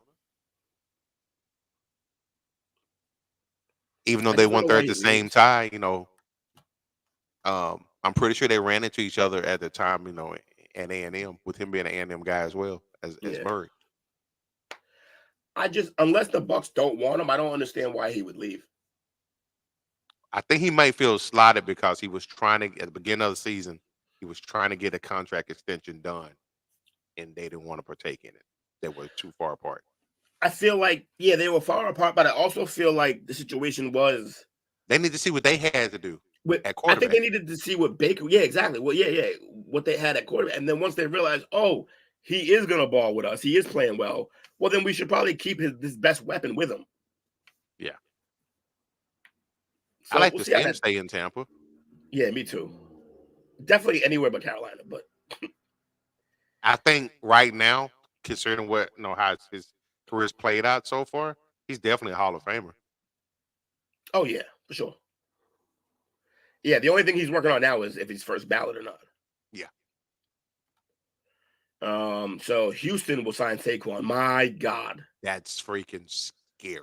Yeah, nobody wants this except for I've been hearing a lot of this late in the last 48 hours. This has really been coming across my timeline. Yeah, that's a wild one. Especially because they still have, even though he had a shit year last year after a good rookie year, they still have Pierce, I think, on the team. Yep. So, like, you make him like a third down back or just a change of speed back, and then you extend both of their careers and you always have a running game. Yeah, that's a pretty good deal. And I like the fit here where they were saying the reason why they're saying that this will probably be his destination is because of the style of offense that they run there. It's San Francisco style offense. Yeah. Where they utilize, like they use CMC right now, they can use Barkley in the same manner. That's scary. Yeah. This would be fun, especially with their cast of receivers in that line. Yeah. That'd be a good move for him specifically. Good for the team, but really good for Saquon. Didn't they win a division this year? I'm pretty sure. Yeah. Yeah. I think somebody said they was going to do that. Oh, my bad. That was the wifey pick of the year. I know, right? Next, we got Alvin Kamara will join Sean Payton in Denver. That seems like a foregone conclusion. That's doable. That's doable. They need a back.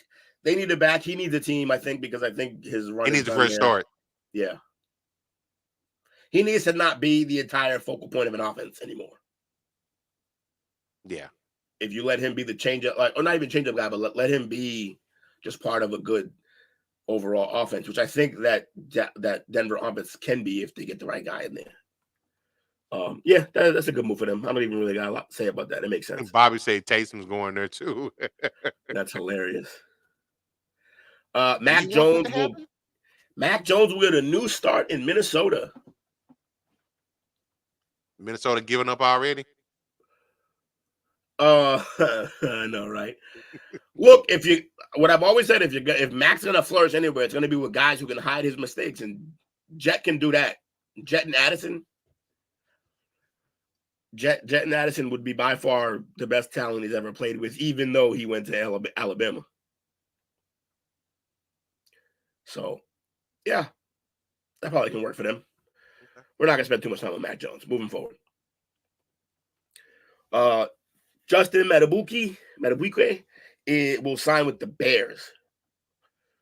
I hope we can get him. I don't think the Ravens let him leave. Man, that's crazy. We can get him. Yeah, he'd be great for y'all. Killed this year. Yeah, he's a monster.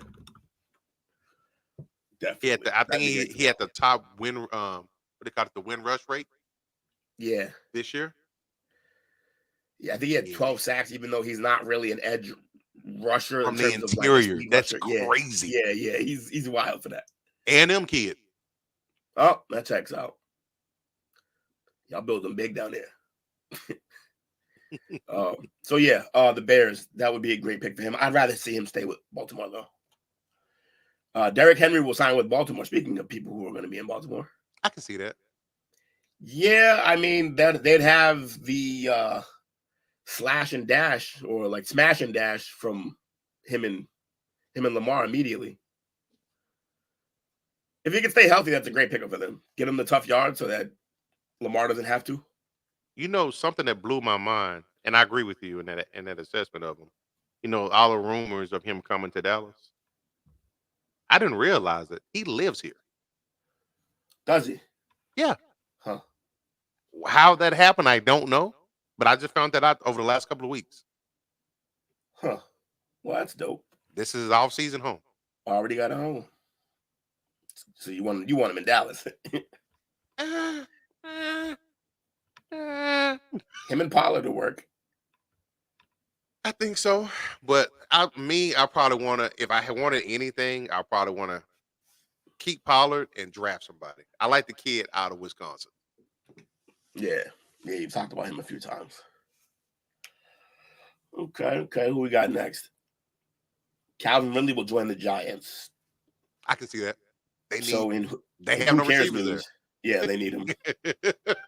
Who cares news? So adequately placed in that statement.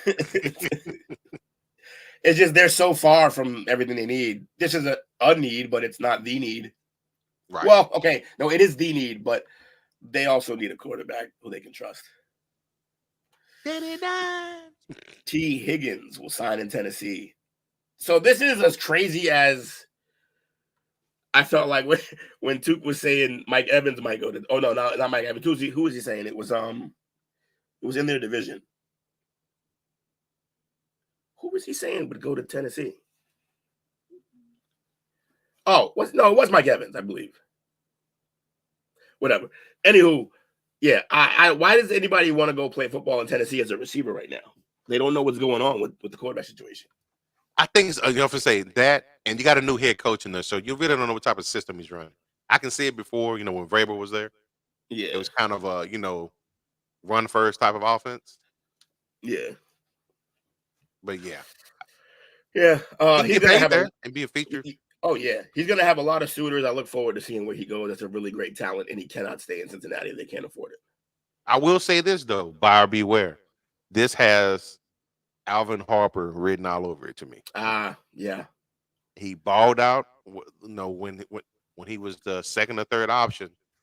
Then once he becomes number one, how much of an impact is he going to have? The same thing I worry about with Ayuk. Yeah. Yep. Also, my era, the biggest version of this in my era was Peerless Price. That's true. Yeah, I was a huge Vic fan and was hyped when they went out and got Peerless Price, and it did not work. Patrick Queen will follow Mike McDonald to Seattle. They will have an opening, as we pretty sure that Wagner will be leaving. Jordan Brooks is also probably leaving. So, but again, this is another guy where I'm like, why would you leave that system? Unless someone's going to give you a way bigger bag, fine. But I would stay in Baltimore if I was him. That system works for him. He's next to Roquan Smith. They work well together. He might get the bag. He's following his defensive coordinator. That's true. And if I'm not mistaken, isn't there a younger Harbaugh on their coaching staff, I think? Oh, man. I have no idea, actually. Huh. It's some type of Harbaugh tie. I can't remember what it was.